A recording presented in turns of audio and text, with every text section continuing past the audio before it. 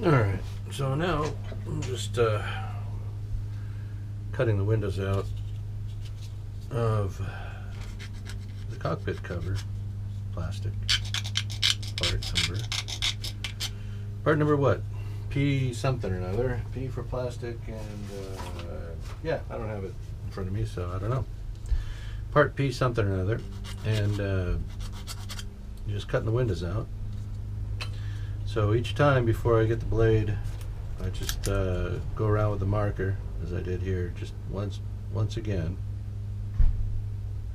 just to make sure that line is visible.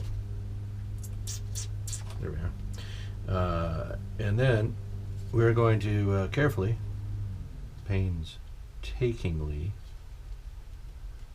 let me just clean this up a little bit right here. Be careful not to reshape the opening with the blade. Anyway, just going to cut around, get the blade into the tip of the blade into the black line, and just drag it through a couple of times to create a nice crease, a nice score cut for the blade tip to drop into each time I come back to it. If you just do one pass each time you go around, chances are pretty good you're going to be dropping the tip of your blade into a different position each time, and you end up with 3 different score cuts, or 2 anyway, or 1 and a hay. But anyway, you just you want to make sure you repeat the line at least once. I like 3 times. The magic of 3, 6, and 9.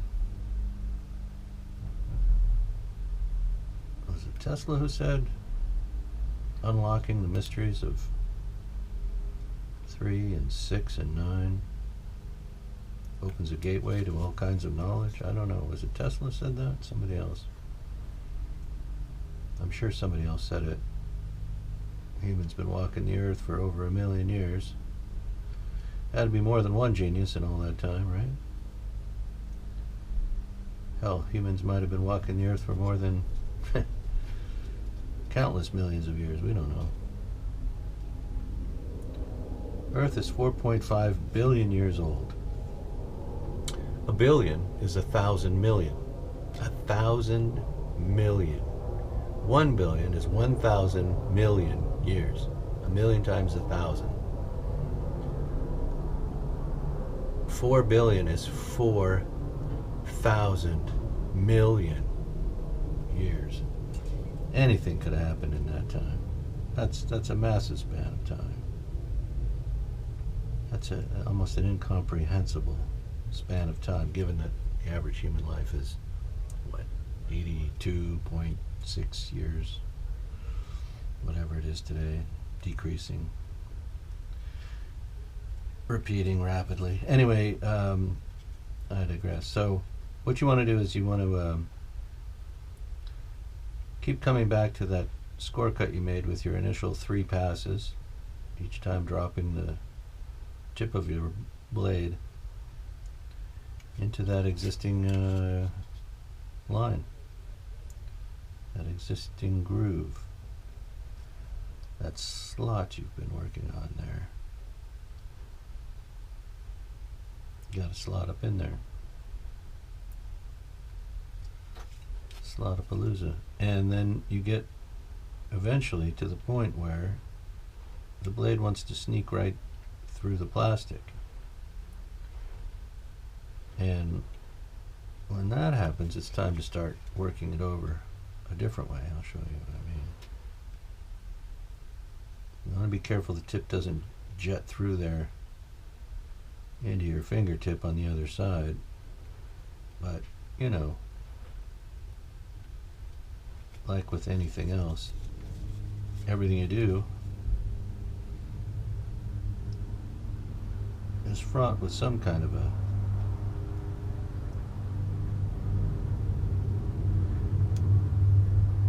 consequence or whatever. So just, just be mindful, right? Work slow. You're not in a hurry to do this. It's not a race. There's no Mario Andretti sitting over there on the other side of the table. this 10 times your normal speed. It's just you. You and your blade and your project and your desired outcome. That's all it is. And, you know, keep that in mind. Work carefully. Pretty much always get where you're going.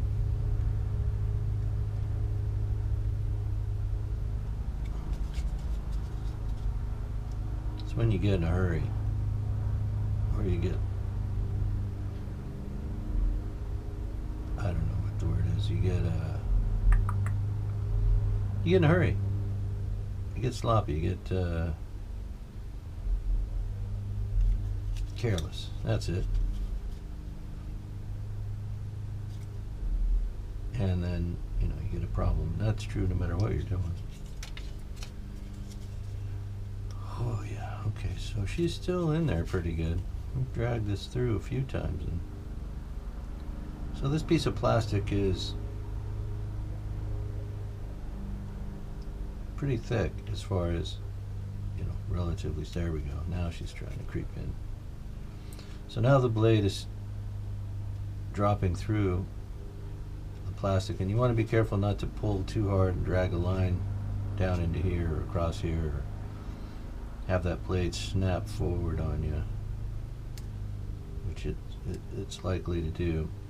So just like when you're backing out of a parking space, what do? You only back up far enough to give yourself room to pull forward and get out. Why am I making that? Well, because if you realize that you can't see as well out of the back and while you're reversing, so it's best to do it less often and with less distance. So the less you do, the better of the backing out of the parking stall. Well, just like that, the less of this cutting I'm doing with the knife, the better it is, because that makes it less likely. The less of this I do, less likely it is for me to make a mistake and pop the knife into the plastic that I don't want to cut. So there you go, driving lesson, and here I am doing this. Yeah, my driving instructor, I actually had a driving instructor. My dad wasn't in the picture, but so I hired this guy. I've been riding motorcycles for a while, but I hired this guy to just, you know, what does a professional do when he's driving? And it was valuable to know. You know, for instance, he'd constantly ask me while I was driving and in various situations, getting on and off the freeway, or he'd say, pop his hand over the mirror, the rearview mirror, and say, what color is the car behind you? And I had to know, or the lesson was over. He says, if you can't say if you don't know what color it is, right now, just instantly, he'd put his hand over the mirror and say, what color is the car behind you?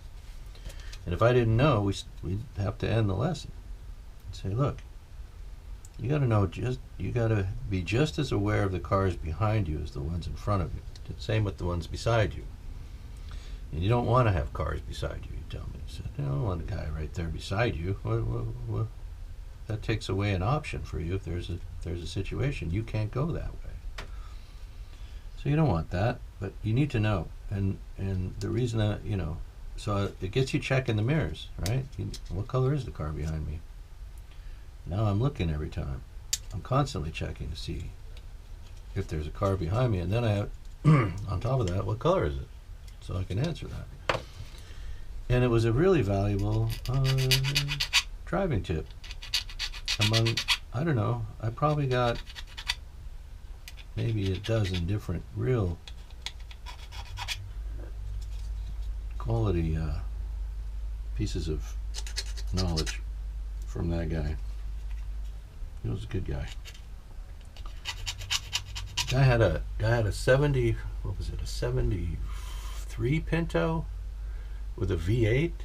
I didn't know you could buy that as an option, but apparently you could get the Pinto, if anybody's familiar with that freaking car, with a small block V8 engine in the front of it. And I gotta tell you, a Pinto doesn't weigh much. You slap a V8 engine in the front end of that car, and suddenly, let's just say she had no trouble getting on the freeway or passing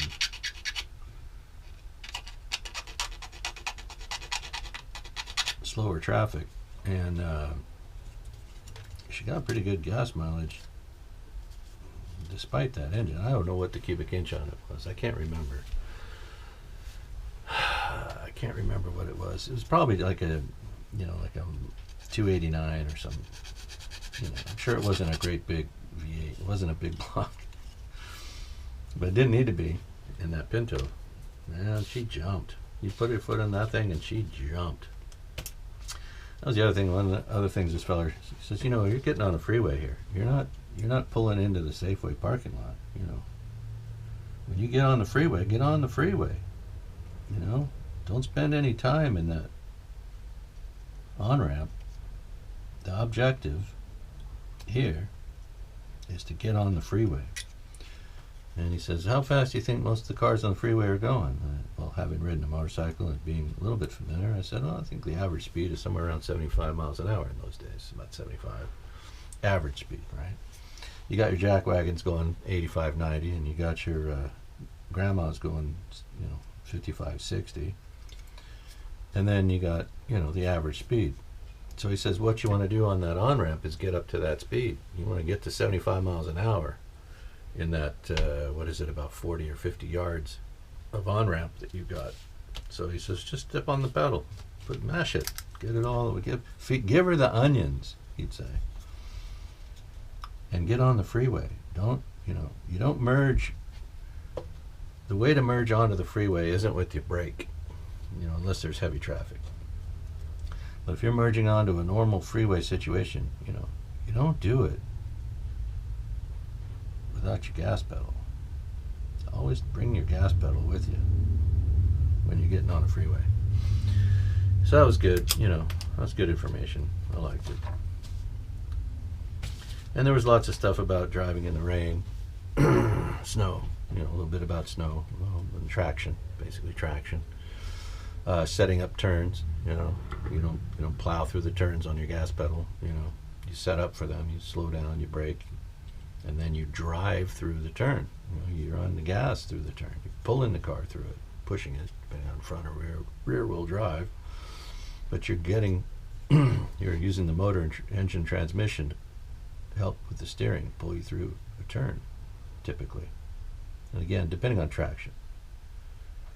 But you always have to set up your turns. And sometimes you have to set up earlier, depending on traction and rain. Sometimes you can set up just a little bit later in a dry condition. But you always want to get the car prepared before you get to your turn. I'm talking about freeway turns and on-ramp turns and that kind of turning. But it was really good information. If you're getting ready to start learning how to drive, young feller, young lady, whoever, what you want to do is, if your mom and dad, even if they are terrific drivers, and they probably are, it doesn't hurt to get lessons too. I think I had 5, it was 1 week, and I don't remember what I paid for it.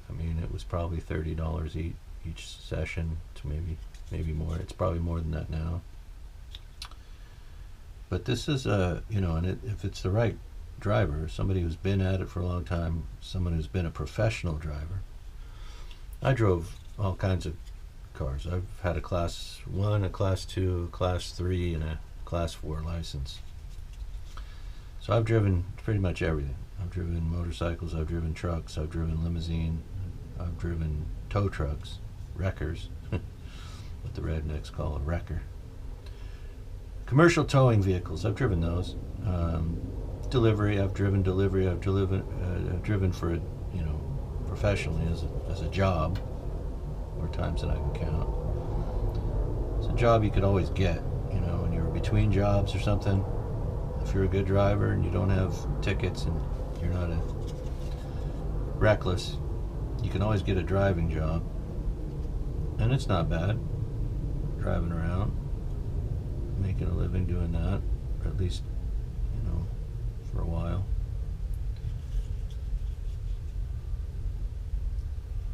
And if you take driving lessons from somebody who's done it, they've got a lot of, deeper knowledge.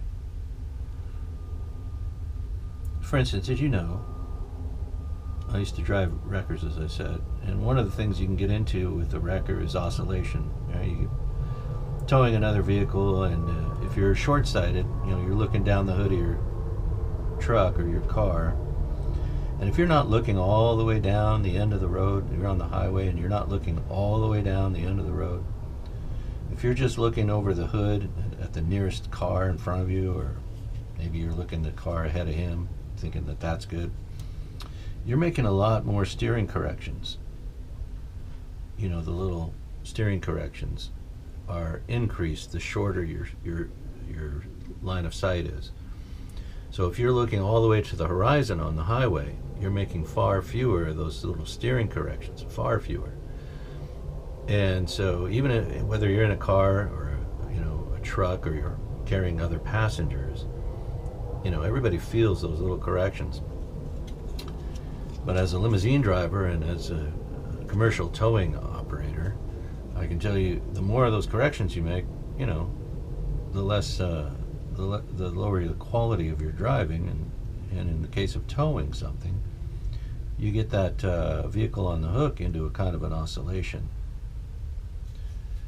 and it starts reacting to your steering corrections, and now you've got this thing happening, and you don't want that thing happening. So the farther you look down to the horizon, the fewer your little steering corrections will be. You'll be much smoother on the road. Try it.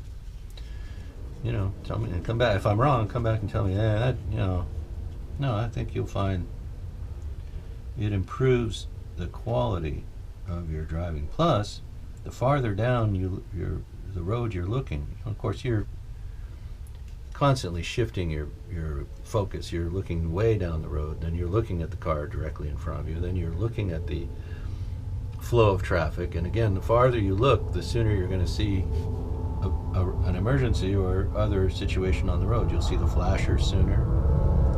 You'll see the